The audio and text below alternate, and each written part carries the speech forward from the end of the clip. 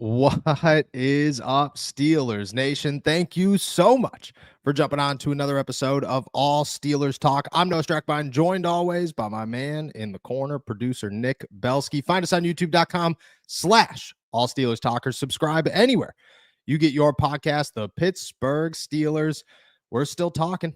We're still talking about the same stuff because it always revolves around the Pittsburgh Steelers, what's to come, and the biggest names on the roster and on the coaching staff that everybody seems to have more thoughts and new details on. We're diving into a potential New England Patriots Pittsburgh Steelers trade that involves a superstar wide receiver that not everybody in the NFL views as a superstar wide receiver, which I think brings new light to the conversation. Meanwhile, Aaron Rodgers ain't it, my friend. So who is? We're going to go through the list of offseason quarterback options for the Pittsburgh Steelers.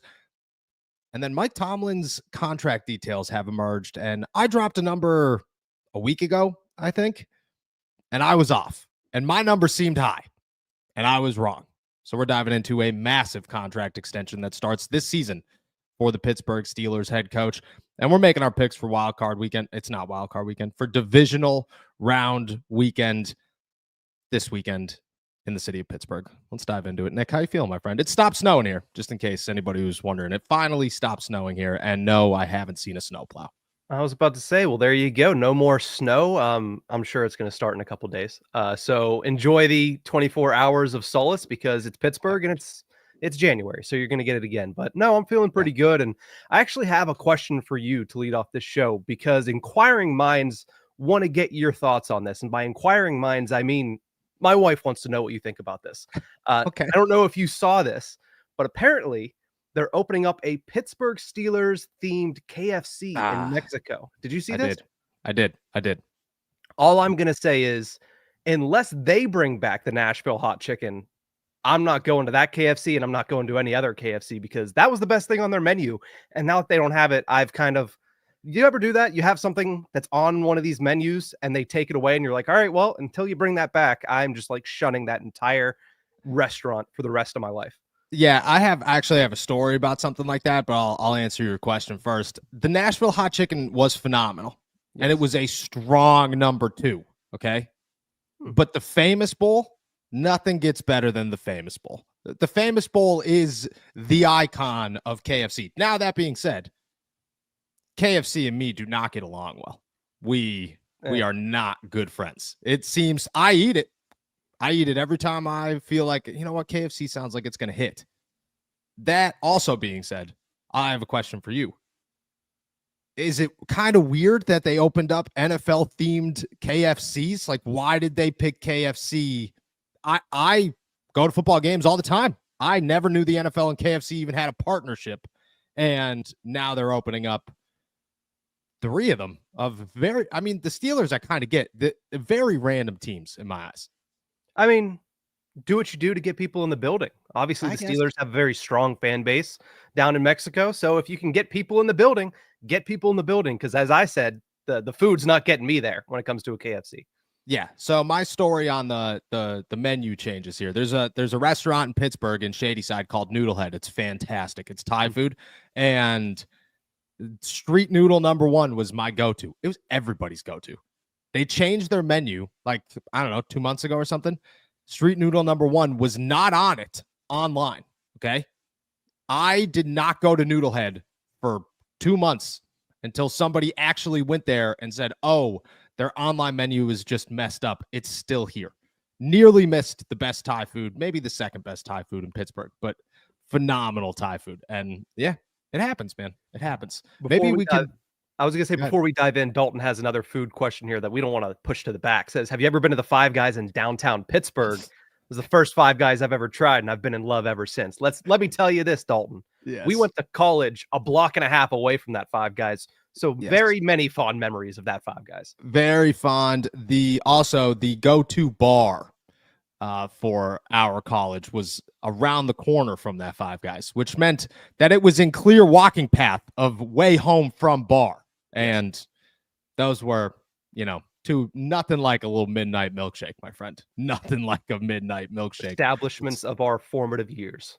Yes, 100%. Shout out Five Guys. and hopefully KFC's Nashville hot chicken as well. All right, let's dive into some Pittsburgh Steelers talk here. We'll start with a Patriots-Pittsburgh trade that, well, is just being talked about a little bit. It's George Pickens to the New England Patriots, who you mentioned earlier this week as a possibility, a name, a team to watch, as that makes a lot of sense for George Pickens. And truthfully, it does. Makes a ton of sense. However, when me and you talk, the conversation is, how much can you get for George Pickens? Can you possibly break into a late first-round pick for the star wide receiver in Pittsburgh? Everybody here thinks George Pickens is one of the best in the making, that he is a future all-pro. He's got all the talent in the world. This kid can do it all. It's the middle of the play attitude, maturity concerns that raise eyebrows and maybe dampen his trade stock around the NFL. Well, maybe we're wrong on both fronts, to be honest, because this mock trade, this trade proposal, I should say, from Musket Fire, Sarah Marshall wrote this, says, quote, if the Patriots are interested, it might not take too much in a trade to get a deal done. Despite Pickens being a former second rounder, he is not widely considered a top player at the position, mainly due to the quarterbacks he has played with, and could be an easy offer for New England with a high return. Do we think that we are totally off base when it comes to our evaluation of what George Pickens is viewed like around the league? Are we a little, I don't know, wrong, I guess would be the word, about how we view him and his stock in Pittsburgh compared to 31 other teams? I wouldn't think so. I mean, this is a guy that before he got injured this year was well on his way to finishing top 5 in the NFL in receiving yards this year, and was widely known to be in that position. I think everybody realizes that this guy is an immense talent. Now, I understand that, you know, if you're on the opposing fan side, if you're on the opposing team side, you're going to want to try to get this player for as little as humanly possible.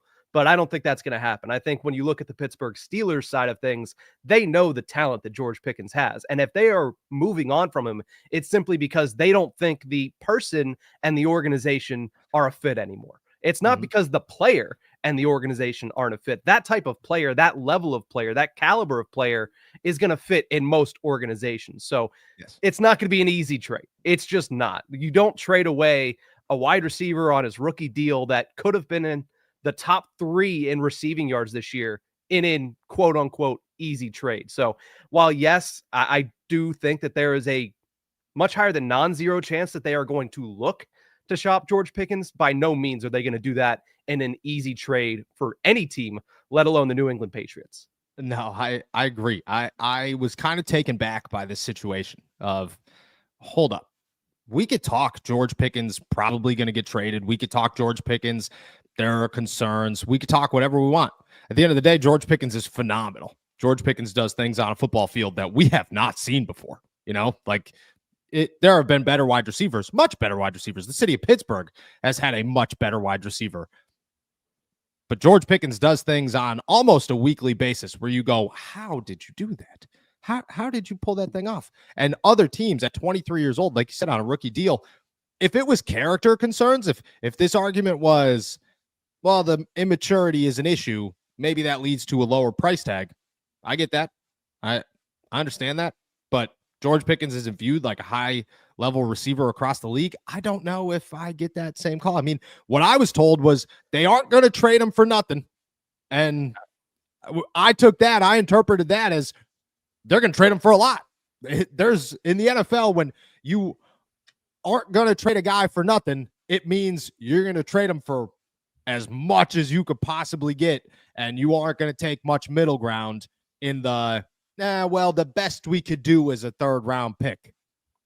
If you think George Pickens is worth a second, you're not budging until you get a second. That's what usually that means. I agree with you. I think a more realistic trade, which the Patriots could definitely be there.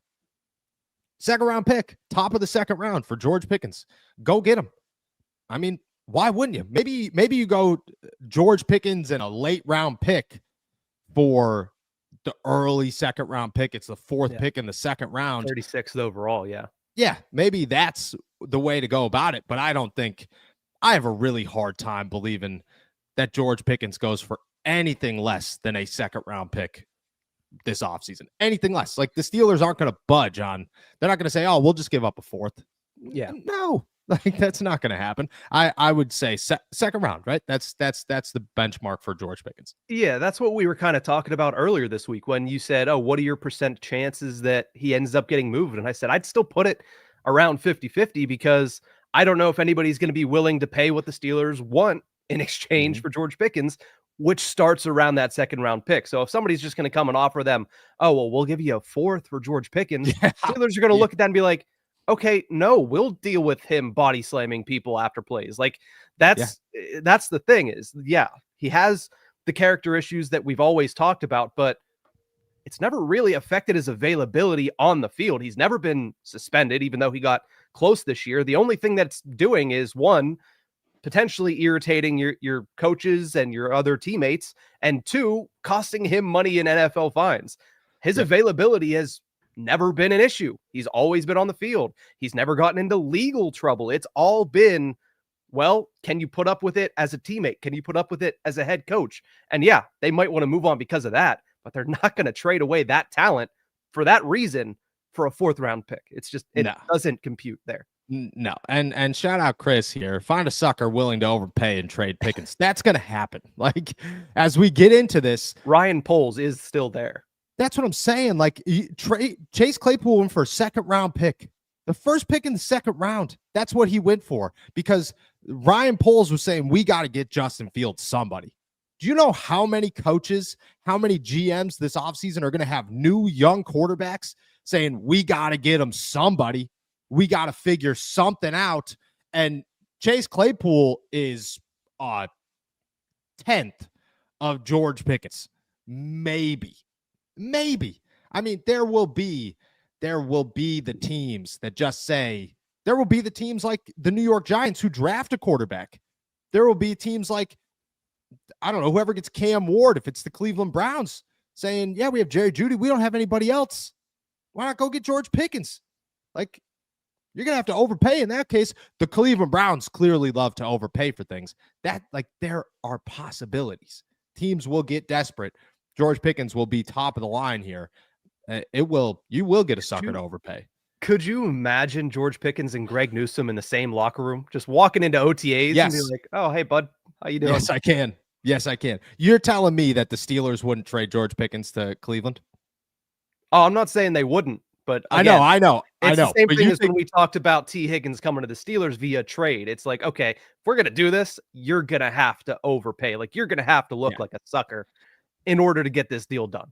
Yeah, Cleveland Browns have done that many times in the past. It does not feel like they wouldn't do that. So we'll see what happens. Let's talk Mike Tomlin before we dive into this quarterback list here. According to Jerry Dulac, and you know our saying here on All Steelers Talk, Dulac listens, or Dulac talks, you listen. He was on the Rich Eisen show yesterday. He dropped some contract details for Mike Tomlin, letting it be known that the Pittsburgh Steelers aren't moving on from their head coach. They have no thoughts of moving on from their head coach. Why? Because last June, they signed him to a 3-year, $50 million deal. That makes him the third highest paid coach on average in the NFL. He trails just Andy Reid, who you could pay Andy Reid all the money in the world. I just still think he is worth more. And Sean Payton, who the Broncos, I mean, hopefully this turns into everything they hope for. It looks like it has a chance to, but I mean, took a shot, a massive shot on a head coach. Meanwhile, the Pittsburgh Steelers inked Mike Tomlin to a 3-year deal coming off a first-round exit in Buffalo with the expectation that things were going to get better, everything was going to be just fine, and then they weren't. $50 million. Two-parter question for you. The first one, did they overpay for Mike Tomlin? Because I think that you're walking the line there. And two, you think teams would care about a $50 million contract for Mike Tomlin? You think that they would have to think twice about that at all if they were interested in a trade? Maybe not this year, but next year. Here's what I'm going to say. Would I pay Mike Tomlin $50 million for the job that he's done over the last 5 years? No. But you're worth what people are willing to pay you. And the True. Rooneys are willing to pay Mike Tomlin $50 million for the True. job that he's done over the past 5 years. So do I care that he's getting paid $50 million? No. This is a league in which the average shelf life of a head coach is 3 to 5. So am I surprised that a guy who's going into year 19 is getting a little bit extra on the side from the team that always wants to make sure that they have their head coach safe and happy within their organization? No, I'm not surprised at all. I'm not surprised that he is the third highest paid coach in the NFL, because in this league, especially at head coach, you're paid for what you've done for the most part, not for what you're going to do. Yeah, everybody likes to say, oh no, we're paying him for what he's going to do because he's going to bring us wins and playoff wins and champion. No, you're paid for what you've done already. And what Mike Tomlin has done already is 18 years with Art Rooney and in that Steelers organization. So am I surprised that they went and they overpaid him in my eyes? No, I'm not surprised that they're overpaying him at all.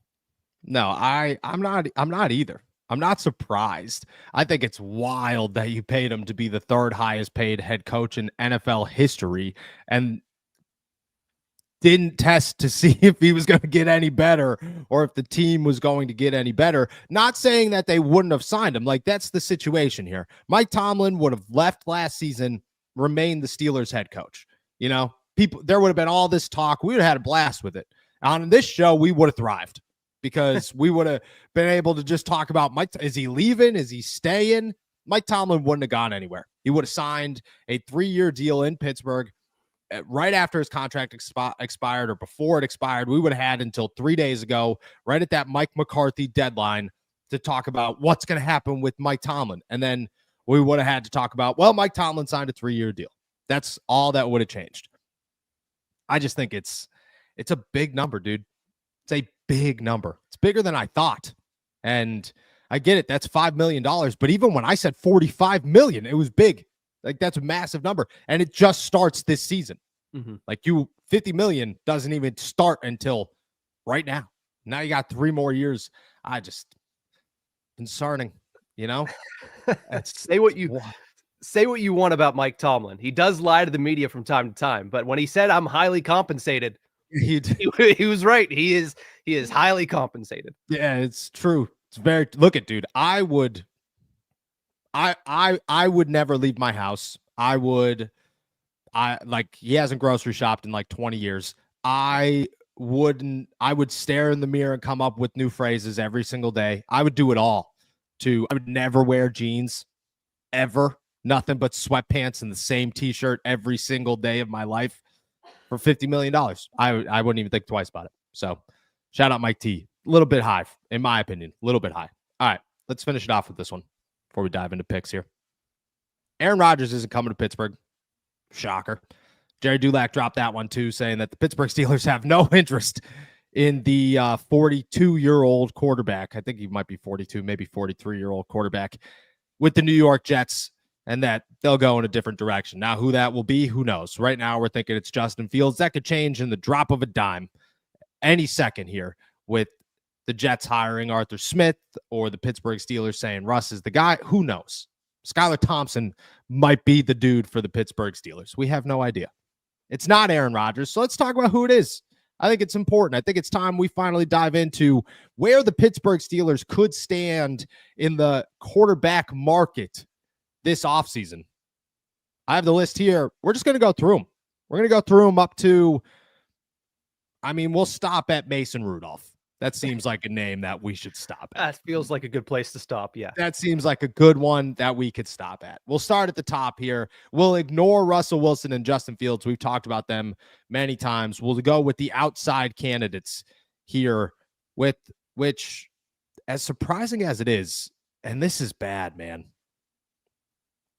Spotrack's got like them ranked, has all the quarterbacks ranked, I believe. And Russell Wilson is below Kyle Allen, which is big yikes. Big yikes. We'll stop at Mason Rudolph. We'll go through them here. We'll start with Sam Darnold. They're ranked by the money they made last year. Lowest to highest? Highest to lowest. Kyle Russ Allen made more technically money than Russell Wilson this past season. Gotcha. Well, he didn't, but he did. He did with the Steelers, but he didn't. Yeah. I mean, Russell Wilson's $40 million. It may have been under the table, but it still came. The showed up in Steelers that paid Kyle Allen more than the Steelers paid Russell Wilson this year. Sorry, I'll fix it. That's very true. But I'm like, Russ woke up one day. I don't know what that day was, and there was $37 million in his bank account, all in one shot. And he went, yeah, all right, sounds good, dog. Sounds good to me. Probably didn't even notice. That's disgusting, but we're pro player on the show. Always start at the top here. Sam Darnold, I think, is an option. I don't know how good of an option it is. We won't dive too deep into all these because that'll take years. We'll just give a little yay or nay and a little explanation. I'm going nay on Sam Darnold simply because, I mean, I look at Sam Darnold as a guy that I think he's going to be a starting quarterback week 1 next season.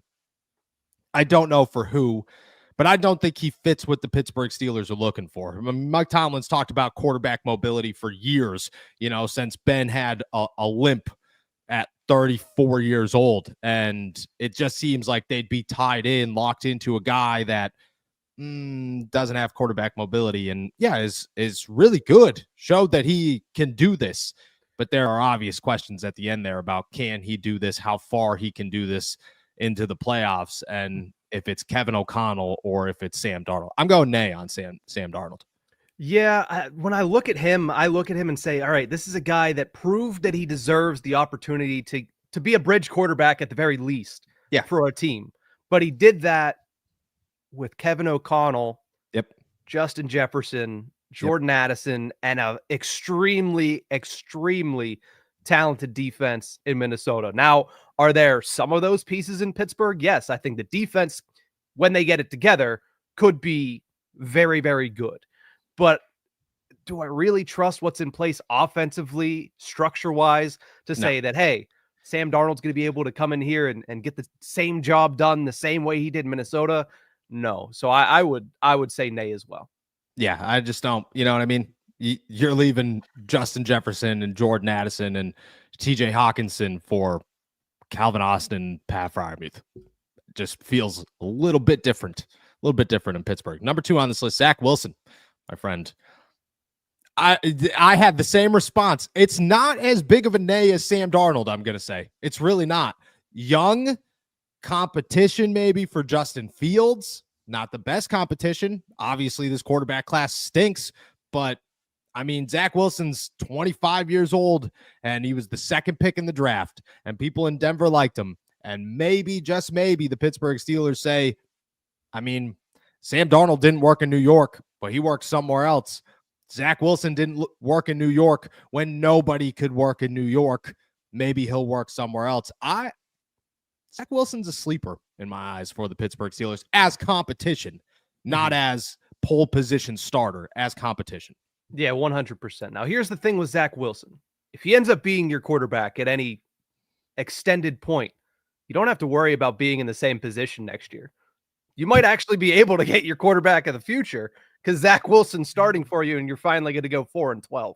So I don't hate it. I don't hate giving a young kid a chance to be a backup, but there's another name on this list that I'd rather give that chance to than a Zach Wilson. Is that name Trey Lance? It is not Trey Lance. It is not Trey Lance. That name to me is Drew Lock. Okay. Explain yourself. For some reason, it just feels like there's a little bit more meat on that bone than a lot of people are seeing. But at the same time, he went through Denver. He went through Seattle. Now he's gone through New York. Yeah. He shows flashes, but I don't know if he could ever consistently be the guy for a team. But again, if we're talking about a backup that might have to spot start, I think you could do a lot worse than Drew Lock. I mean, he's a guy that has proved it at least a couple times in this league. And I think that when you're looking at kind of everybody that's around him, I'd rather go Drew Lock than a guy like Zach Wilson, to be completely honest. Okay. I like Drew Lock. I do like Drew Lock. I mean, Drew Lock's 28. You can still get some years out of him. I don't hate that idea. I don't think it's, I don't know how high I am on that idea, but I don't hate that idea. I think there are other names. Trey Lance is the next one on this list. I don't think Look at Trey Lance is 24 years old. He'll be 27 just by the start of the season. He was the second pick in the draft, and the 49ers traded the house to go get him. So clearly he had potential. The problem is he showed none of that potential ever. I mean, maybe you get him just to see, but he seems like he's never taken a step forward ever in his very short career. And I feel like Trey Lance kind of strikes me as a guy where you take a shot on a Drew Lock, you go get a Marcus Mariota, you sign Zach Wilson well before you go get Trey Lance. Yeah. I mean, for the reasons that I said I would get Drew Lock, because he's proven that at least once or twice he's done it in this league, is the exact reason why I would look at Trey Lance and be like, I'm not taking that bet. Sorry, because I haven't seen you do it once or twice in this league, at least not at a high level. I haven't seen you win football games a couple of times in this league based on you. I mean, Drew Lock did that 3 weeks ago. And that's why I would put him lower on this list. Yeah, very low on this list. Jacoby Brissett is a name that you never know. You never know. The Steelers were interested in Jacoby Brissett last season. Everybody was talking about the Pittsburgh Steelers going to get Jacoby. That would be their guy to compete with Pickett. He ends up in New England instead with an opportunity to be the starting quarterback. So obviously he wasn't going to come to Pittsburgh, but that's a name that for a couple of years we've been talking about with the Pittsburgh Steelers. From what I know, Mike Tomlin and the Steelers actually like Jacoby Brissett. They think he's not a terrible quarterback. Mm-hmm. And it would not shock me if Jacoby Brissett is in the locker room this year with a opportunity to compete for a starting job. I mean, he is your bridge quarterback's favorite bridge quarterback. The guy did it in New England for Drake May. He did it in Washington for Sam Howell. Understandably, it didn't go as well there, but he was Washington's bridge quarterback last season. So honestly, I don't hate it. I really don't. This is a guy that if you bring in to be your number two and potentially need him to start, he has that wealth of experience. He's a guy that if you want to have somebody behind a younger quarterback, say if you still think that you need somebody who's a veteran behind a Justin Fields, you could do a lot worse than bringing Jacoby Brissett into that quarterback room to let him continue to impart wisdom on Justin Fields or on whoever you end up having as your younger starting quarterback. So if you have a younger one, Jacoby Brissett is your number two. Is not a bad place to be. No, what about as a number one, though? As a number one, again, if you're stuck in this offseason where there are not a lot of options and say Justin decides, oh, I'm going to go with Arthur Smith to New York, and Russell says, well, I don't really want to come back anyway, and you're looking and saying, okay, we can either go with a rookie quarterback or we could go with Jacoby Brissett. I think you start with Jacoby Brissett, especially in a year where most of these rookie quarterbacks are not going to be day one starters. I got a couple more names for you here. Marcus Mariota, if he continues to play. I'm not a big Marcus guy either, but I think he's a reliable backup. I do think he steps in from time and does what needs to be done. Again, like I could see him coming in as competition. The Steelers that's the thing. Like if you re-sign Justin, chances are you're bringing in competition. If you re-sign Russ, you're not bringing in competition. But if you re-sign Justin, chances are you're bringing in competition to be a pole position. Like Justin will be pole position starter, but you're going to bring in competition. Marcus Mariota isn't a bad name, I would say. He's better than like Tyler Heineke. He's better than Andy Dalton. I think, to be honest with you, I think he's better than Jacoby Brissett as a backup option that just go out there and like, worst case scenario, you just go run the football, man. just go. I mean, I think his running years are well past him, but he does I don't know about that. He has it in the bag more than Jacoby Brissett does. But I still think I would lean towards Brissett if you're picking between the two of them. All right. What about Jarrett Stidham? No. Jarrett Stidham was pissed, man. He's like, I'm a starting quarterback in the NFL, dude. I'm a starting quarterback. By the end of the season, I won't lie to you. The picture, the Christmas card of all the Denver Broncos quarterbacks hanging out with their girlfriends and wives in matching pajamas. It did something, man. Like it got me going. I don't like you guys. I just don't like this Christmas card at all. It bothers me a little bit. Jarrett Stidham, answer or no? No, he's not an answer. He's not. Studham, great nickname, bad quarterback. Not going after him. All right. I got I got 3 more for you here. Okay. Maybe 4. Jesus. We'll tie the last 2 together here. Jameis Winston.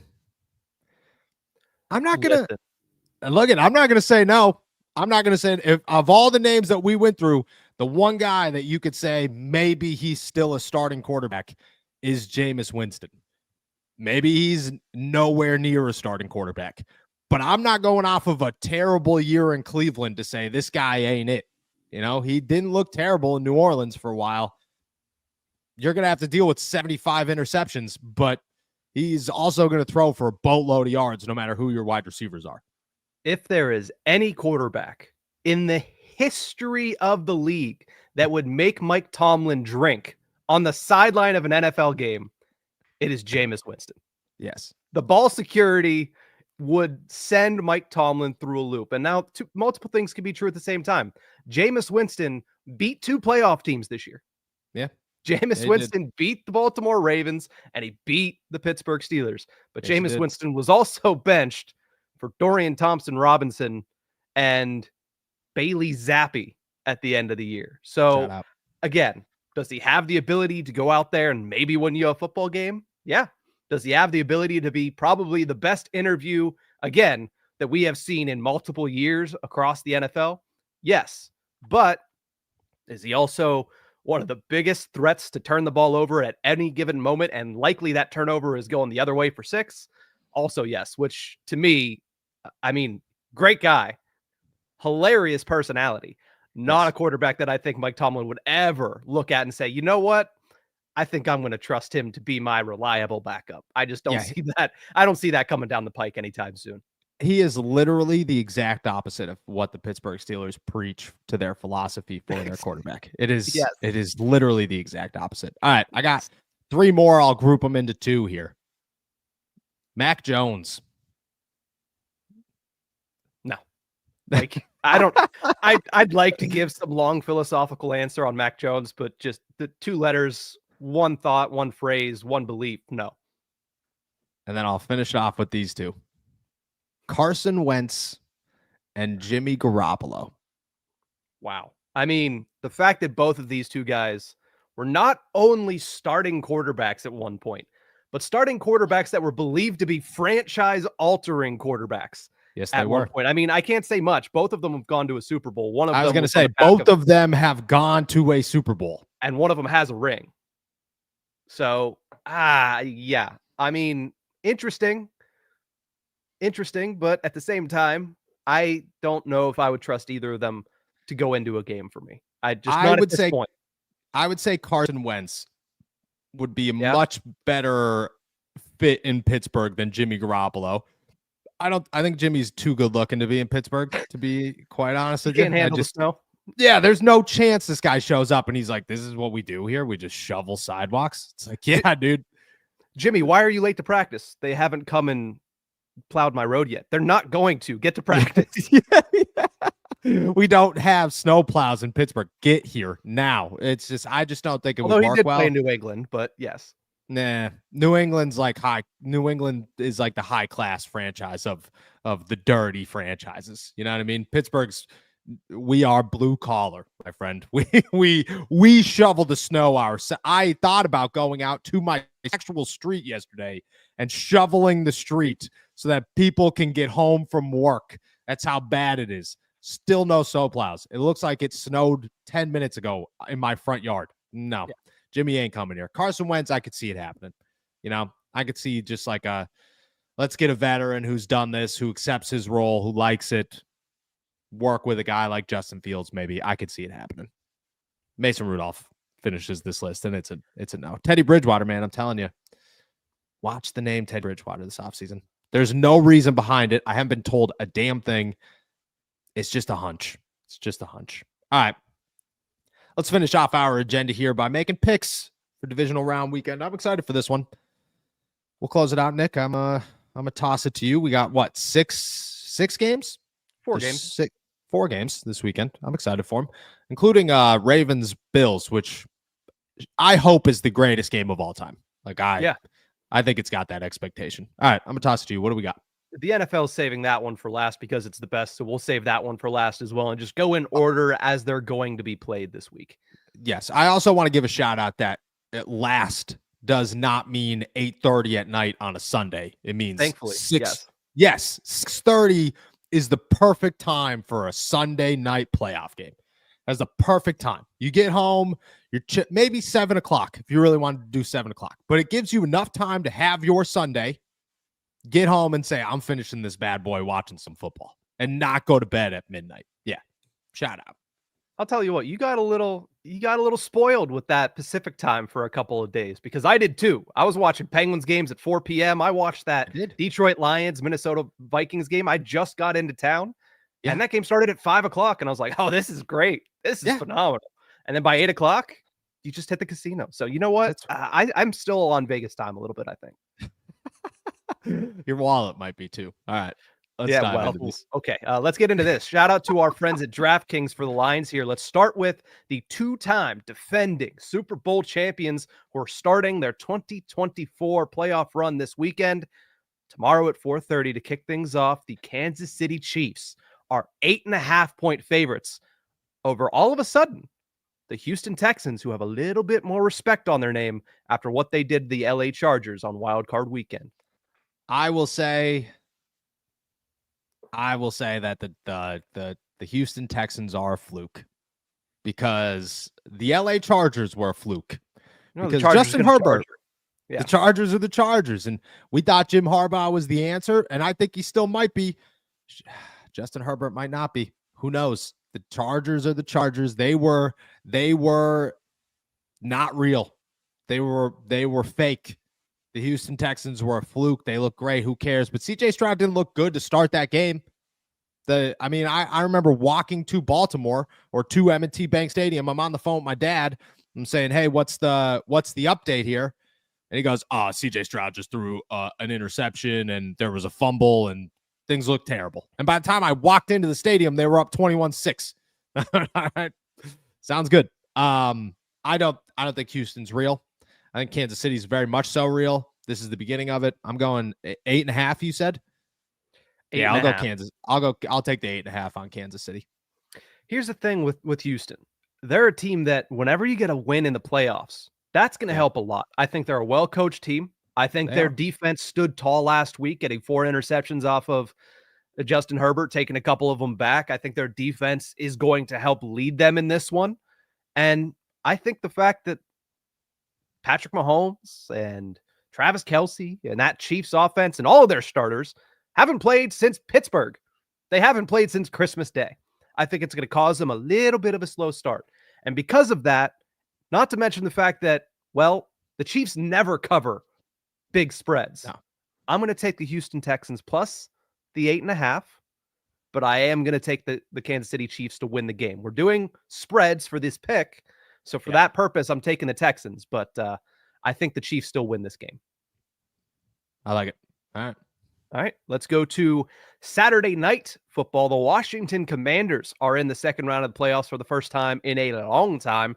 They're going to go visit the Detroit Lions. And again, an 8.5-point spread thanks to our friends over at DraftKings. Lions favored by 8.5 in Motown. Yeah, look it. I like the Washington Commanders. I love Jaden Daniels. I think this is a team that will be very good for a long time. Got the pieces. Shout out Dan Quinn. He's done this before. You got to remember that. The Detroit Lions are the craziest team in football, man. And every time you bet, it's going to be a close game. They blow out a team by 40. That's what they did all season long. I don't even remember a game when the Detroit Lions won by 6. They always win by 20. It's just what they do. I like Jaden Daniels. I think the Commanders are hot right now. I think they know how to win in big moments. I really do think that they know how to win in big moments. And maybe this is only a 10-point game, but it is still going to be more than a touchdown because the Detroit Lions, man, they are on a mission. And they are not a fake mission. This is year 2 of we are going to get better. This is real. I'm going 8.5 again. I'm taking massive spreads in these games. I'm going 8.5 Detroit. The Lions should have been in the Super Bowl last year. I will maintain that. A couple bounces their way. Literally everything went against them in the second half of last year's NFC Championship. Yes. With that in mind, I don't think their run gets put to an end by the Washington Commanders in their first playoff game of the year at Ford Field. No, Yeah. I just don't think that's going to happen. 8.5 is a lot. I grit my teeth when I say it, but I'm going to take the Lions 8.5. Yep. Feels like it could be a big one. All right, let's keep it going. Let's move over to the Sunday slate, starting with the LA Rams taking on the Philadelphia Eagles up in Pennsylvania. 6-point spread this time in favor of the Eagles. I'm going to be honest. I think I like the Rams a little too much right now. Little bit too much. And I think I'm trying very hard not to be deceived by the Rams. But I kind of am deceived by the Rams. Like, they got me. They've got a grip on me. I'm going to do something crazy here. I'm going to do it. I'm taking the Rams. And to be honest, I would take the Rams as winners in this one. I think they pull this one off in Philadelphia.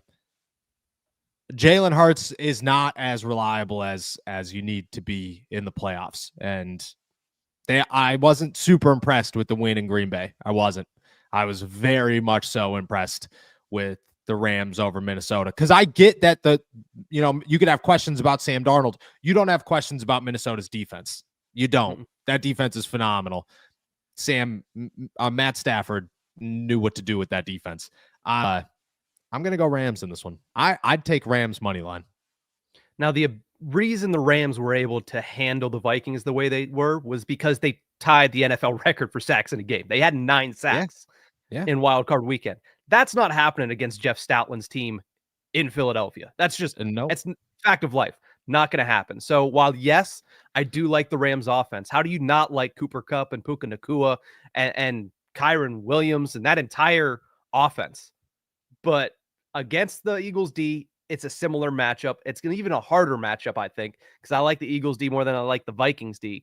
And that Eagles offense, the offensive line, stopping Saquon Barkley, stopping A.J. Brown whenever he's reading on the sideline. I don't like that on the road for an LA team that has now had to be technically on the road for 2 weeks despite having a home game in the first round of the playoffs. So for that reason, again, it's a larger spread than I'd like.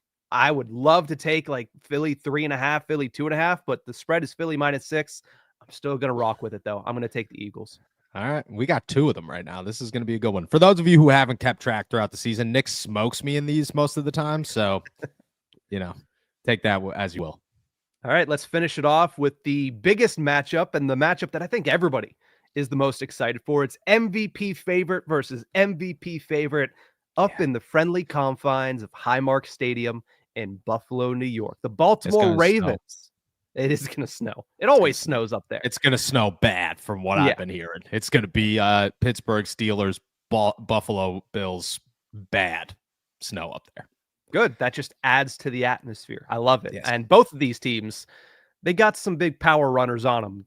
For the Bills, it just happens to be their quarterback. But that doesn't mean they're the favorite. In fact, the Baltimore Ravens are road favorites, the only road favorites of divisional weekend by 1.5 points over at our pals at DraftKings. Oh man, this is the hardest game that you could pick because you're picking a winner. 1.5 points, you're picking a winner. Yeah. Oh my gosh. I think the Bills are so much more dangerous than the NFL wants to admit and that any of us want to admit. I think we look at the Bills and say, man, they didn't do what the Ravens did. It doesn't matter. They are so scary. But I think Lamar Jackson and Derrick Henry are on a mission right now. A mission. The only pullback I have on them is that they've won 5 in a row. They've beaten the Browns with Bailey Zappi. They beat the Pittsburgh Steelers twice in a bad Pittsburgh Steelers run. They beat the Giants. Hasn't been that impressive. It's looked impressive, but it hasn't been that impressive.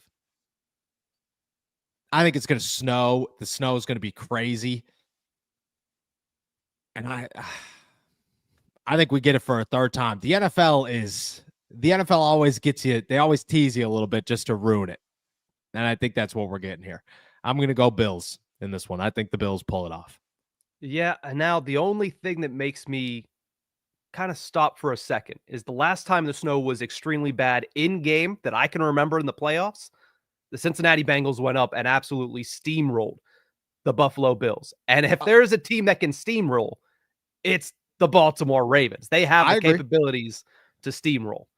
With that in mind, something tells me that whenever John Harbaugh gets into that situation where, yeah, he was able to stick to his guns and say it's Lamar on the ground, it's 13 run plays in a row, I don't know if he's going to get that opportunity to be like, all right, well, we have this game firmly in control. Let's just keep running it. I think you're going to have to kind of get a little out of your element against the Buffalo Bills. I think their defense is very much underrated as far as when people look at every defense left in the NFL playoffs.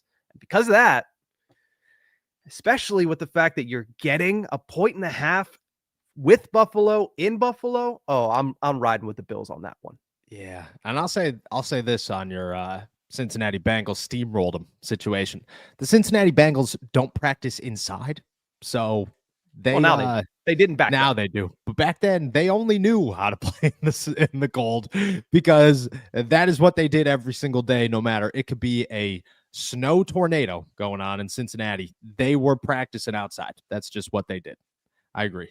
All right, we got a chance to break this. We got two of them that could break it. That's our picks for the divisional round. With that said, that's everything on our agenda. We're going to finish off the show the same way we do every single day by answering all of your questions. But first, we're going to take a quick break here from our boys over at OddsJam. Look at these results. People are making free money betting on sports, making thousands every month. The secret? They're using OddsJam. OddsJam isn't just another betting app. It's turning the entire system in your favor. OddsJam uses a strategy called arbitrage, finding odds differences across sportsbooks. Bet both sides, and no matter the outcome, you will profit. Here's an example. You put $500 on Boise State to win on FanDuel and $335 on their opponent San Francisco on DraftKings. You're guaranteed to make $50 win or lose. With the OddsJam mobile app, you get real-time alerts on these opportunities every day. People are making thousands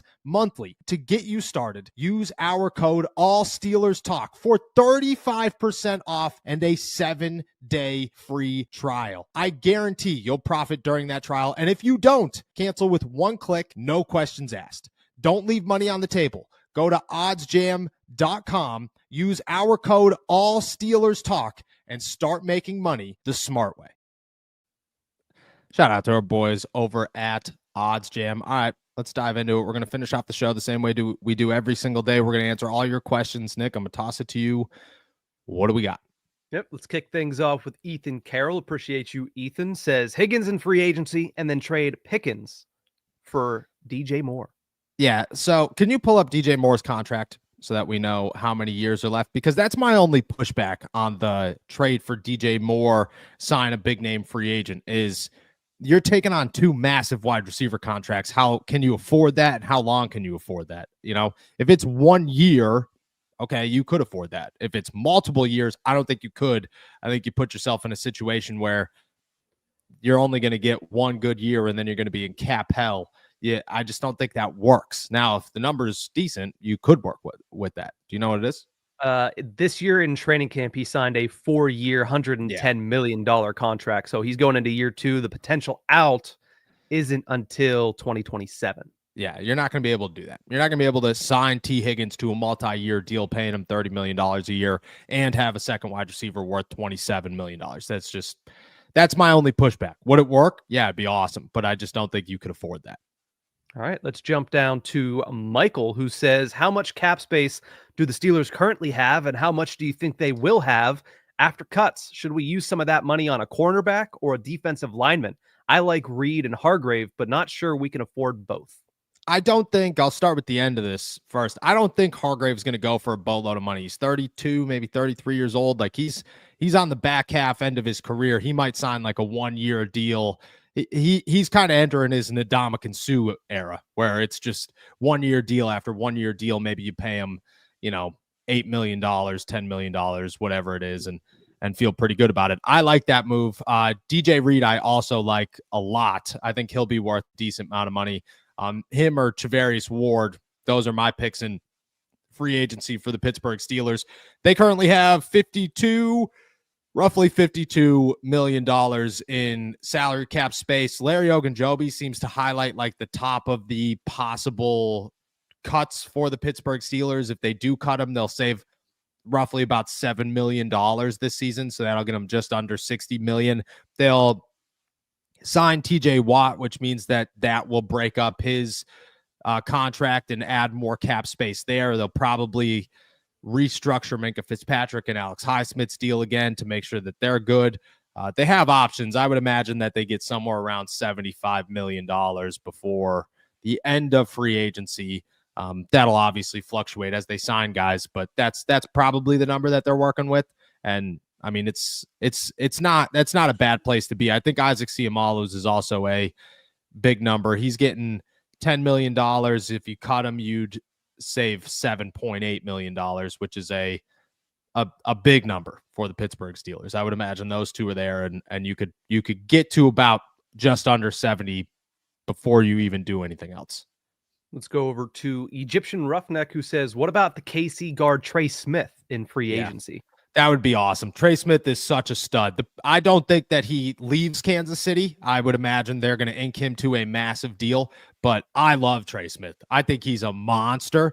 I think he's going to be, if not already is, one of the best young guards in the NFL. I think he fits what the Pittsburgh Steelers do, and he could be a building block with other guys that they have there right now. He plays the left side, which is huge. He might play the right side. He might be a right guard now that I think about it. Either way, you could move Mason McCormick. I would love Trey Smith. I don't think he hits free agency, but I would pay him. I would be willing to pay him $20 million a year. All right, let's go over to Madeline, who says, what about getting a wide receiver one that George can learn from maturity-wise? Somebody like a Chris Godwin, a DJ Moore, or a Chris Olave. He hasn't had the best role models in Pittsburgh since he got to the league. Yeah, I don't know if it changes anything. I mean, maybe it does. You have no idea. But Chris Olave is the same age as George Pickens. I think he's 2 years older. He's been in the league 1 year longer. I don't know if he would be the biggest presence. The Steelers have tried.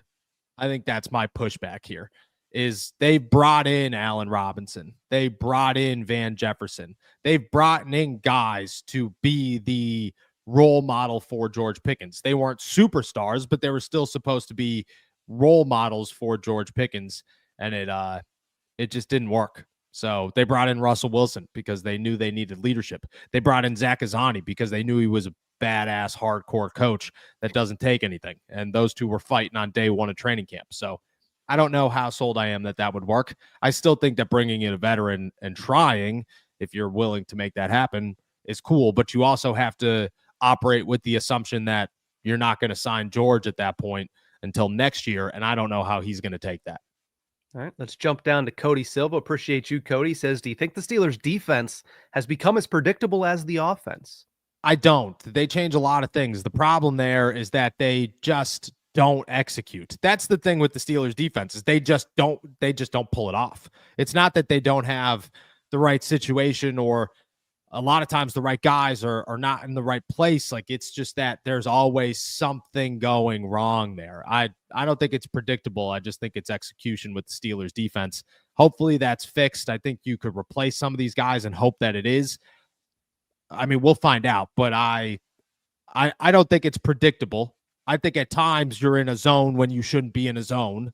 I think at times you're not blitzing when you should be blitzing, but I don't think it's predictable. I think it's just lack of execution and poor schematics. Let's go over to Sam, who says, would it be beneficial to have Art Smith take one of those head coaching positions to get a new offensive coordinator with fresh ideas, or do you believe Tomlin would look for someone with, quote, old school run offense first mentality? Yeah, I mean, he would definitely look for a run offense first mentality. I'm under the notion of Arthur Smith if Mike Tomlin is really serious about change this offseason, gets out of his way and lets Arthur Smith run an offense with no pullback. Because Arthur Smith didn't run an offense not to turn the ball over. Arthur Smith ran an offense in Tennessee to win games. He ran an offense in Atlanta to win games. It didn't work in Atlanta, but he ran an offense to win games. In Pittsburgh, he ran an offense not to lose games, which is Mike Tomlin's philosophy. It's always been Mike Tomlin's philosophy. Don't lose a football game. That's not going to win you a Super Bowl. I think that might change this season. And if it does, I would like to see what Arthur Smith can bring to the table. I also understand the wanting to get a new offensive coordinator. The problem is there aren't really the best options this offseason. It's not a great offseason for a new offensive coordinator. Like maybe you go get Clint Kubiak, but maybe you just promote Tom Arth and maybe it works, maybe it doesn't. Who knows? I'm not 100% sold that keeping Arthur Smith is a bad thing. Let's go over to Egyptian Roughneck again, who says, how close are we to signing James Harrison to the coaching staff? From what I've heard, they are not. That James dropped that in an interview, and he did make that phone call, but there has been, at least from what I've heard, no conversations between the two sides to get him on the coaching staff. Let's go over to Dalton, who says, hey guys, do you see a scenario where the Steelers draft a running back in the first or second to beef up their running game since they want to be a run-first team? Yeah, I do. I think if Ashton Genty falls to them in the first round, that is a huge opportunity for the Steelers. I could see a number of these guys sitting there at 21 where other options are just gone. Also, it's Sam Morrison out of Notre Dame. That's the corner. I saw it the second we got off the show yesterday. I do think that if the wide receivers are gone and there's not really a big flashy corner, that the Pittsburgh Steelers could draft a running back in the first round that maybe they don't want to wait till the second round to go get. In the second round, I see that as a massive place. Like that is my pinpoint spot for the Steelers to get a running back. I think there'll be so many options that fit right there at the 21st pick in the second round. Let's go to M. Ruley, who says, what are the chances PQ gets cut? His contract makes it very easy to cut him this season.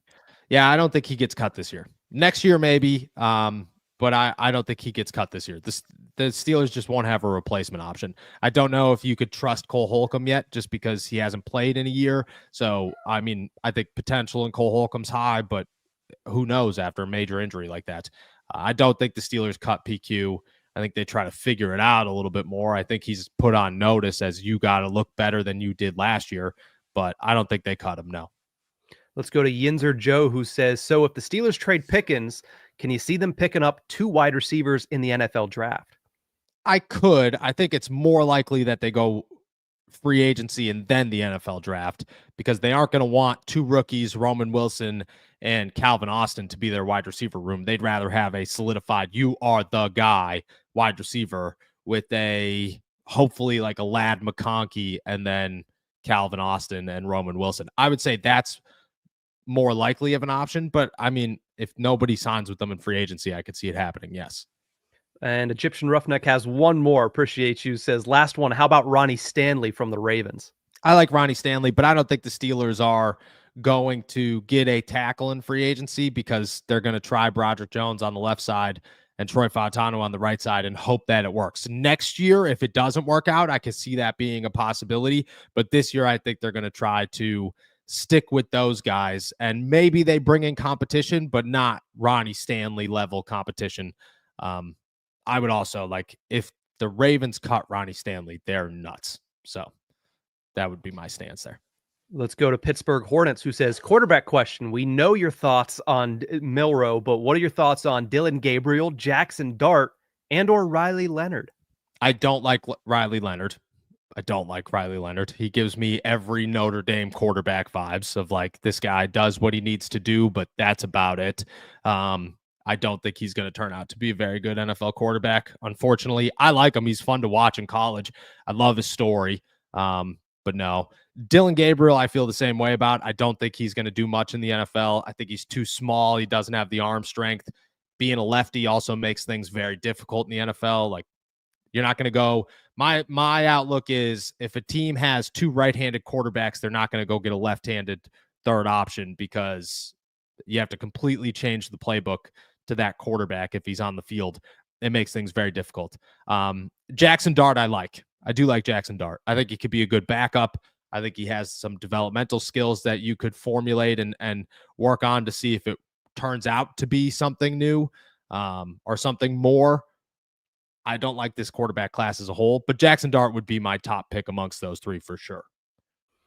Let's jump to Cody Silva, who says, will we hire a new offensive line coach this summer? I think so. I do. I do think that Pat Meyer will be replaced. I don't know how soon or when that'll happen, but I do think that that is one of the names to watch for the Pittsburgh Steelers to replace. I don't have options yet. I'd have to look and see who's available. But I do think a new O-line coach is a strong possibility for the Pittsburgh Steelers. Let's go to our good friend Carl Spackler, who says, hey, Nick and Noah, is it possible that Rooney and Tomlin just don't have a good game plan? We always hear about execution, but maybe that's not it. Maybe it's the game plan itself. What are your thoughts? I think on offense, that's exactly it. It's a terrible offense, but also it's a bad game plan. Like they play not to lose. You're not going to do much if you're playing not to lose. You're going to just not lose football games. On the defensive side of the ball, yeah, I think the game plan it's wild because Mike Tomlin can predict a game better than any coach in the NFL, but comes up with like just terrible game plans in those situations. So I do think that's it. Rooney has nothing to do with the game plan. Just giving everybody a heads up. Nothing at all. I doubt he's even in those meetings. It's Tomlin and the coaching staff. That's who it would be. And I think, yeah, I do think that the game plan plays a role into this.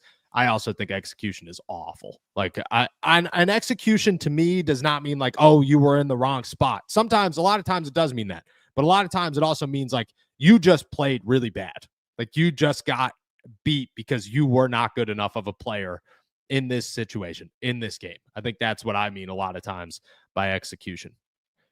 Let's go to Sam, who says, Justin Fields wanted to come to the Steelers. Do you believe that players still want to come to this situation? Is, quote, playing for Tomlin still a thing?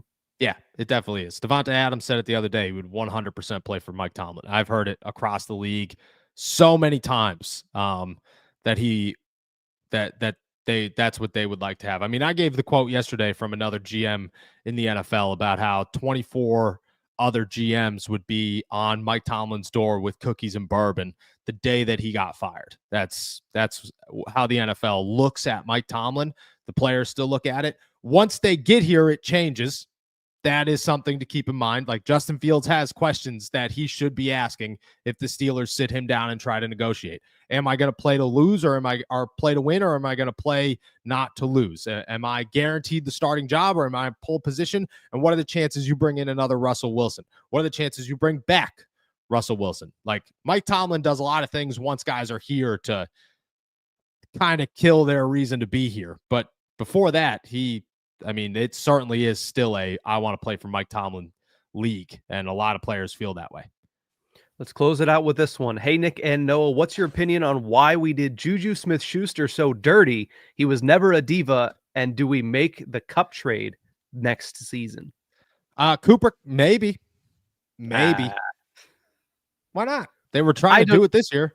They were trying to do it this year before they turned it around and became a playoff team once again. I'm not sure they're going to the Rams. Yeah, Matthew Stafford would have to leave. It would have to be like we're completely, it's flipping it over.